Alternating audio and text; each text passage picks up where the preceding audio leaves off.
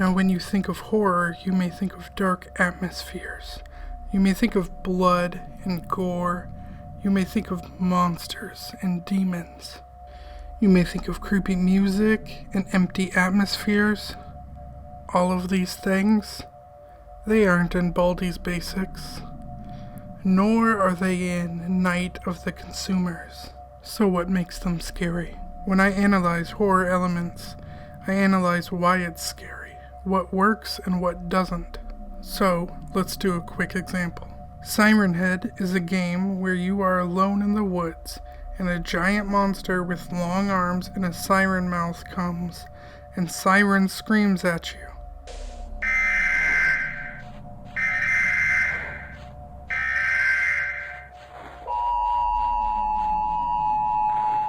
So, what makes that scary? 1. You are alone. There's no one to help you. 2. The monster is giant.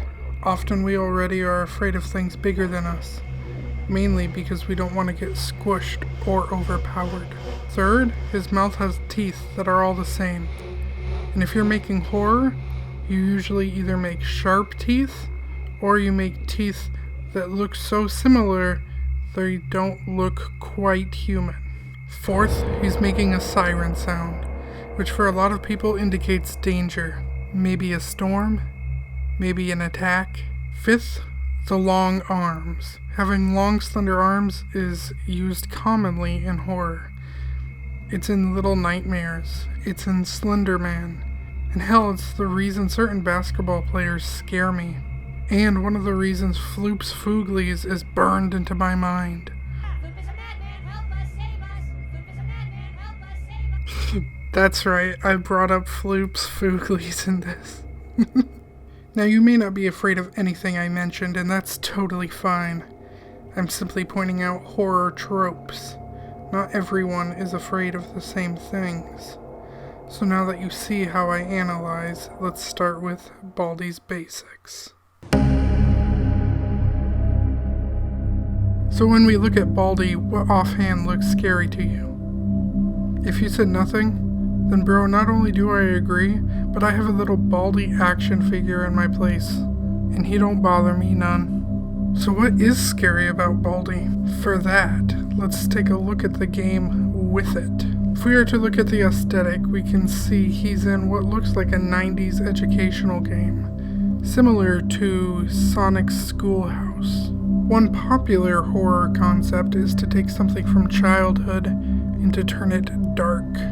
Sonic.exe does this by taking Sonic and making him evil. Don't Hug Me, I'm Scared does this by taking the concept of children's puppet shows and turning them dark. So what's going on here? Taking a thing like 90s educational games and turning it dark? Well, that's one part of it. But there is more. Not only are we in an educational game, but this game takes place in a school. And I feel it's safe to say, even though we don't see our character, that we are probably a kid in school. Now, at least for me, the scariest thing as a kid was an adult. Between our drunken neighbors and my abusive dad and religious nuts, adults were scary. Learning was scary too. Specifically concepts I don't know. I had a lisp for a while, and I remember being treated very poorly by my father because of it. I remember not understanding math concepts and him becoming furious and smacking the shit out of me. I remember being spanked and overall mistreated for not knowing or understanding something, or even not achieving something like scoring in a basketball game. So when Baldi asks the math questions, and each answer you get is correct, but the last one you don't understand, and when your answer is wrong because you don't understand, Baldi gets angry.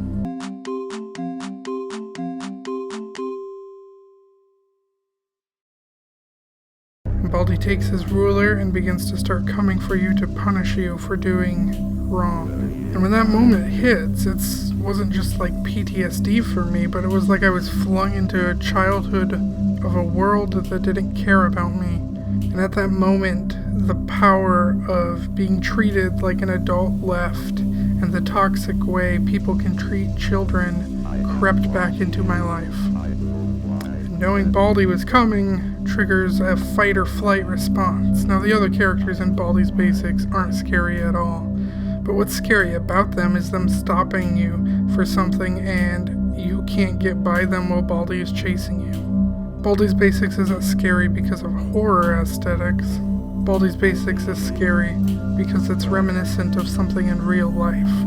Often things that bring worry or dread in real life can be more scary than something like a monster because it's more relatable.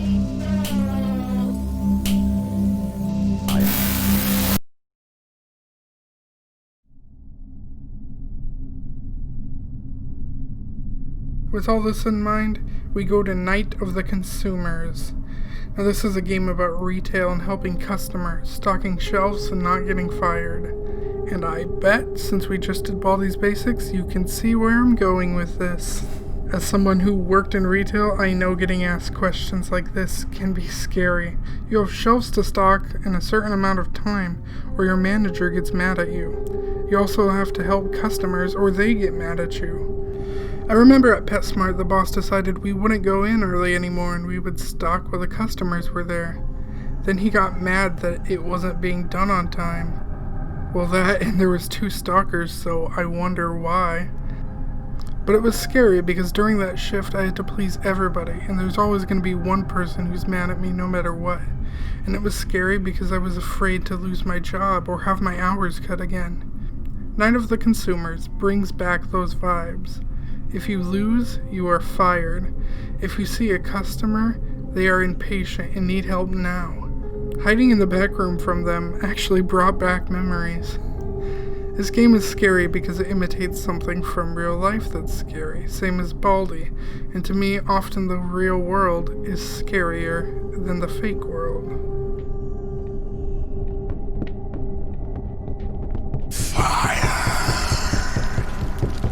Thanks for watching. I'd love to hear your thoughts and opinions and comments, and feel free to like and subscribe, and let me know your thoughts, which I had just previously stated before. But yeah, I'm serious. I do want to see some thoughts in the comments.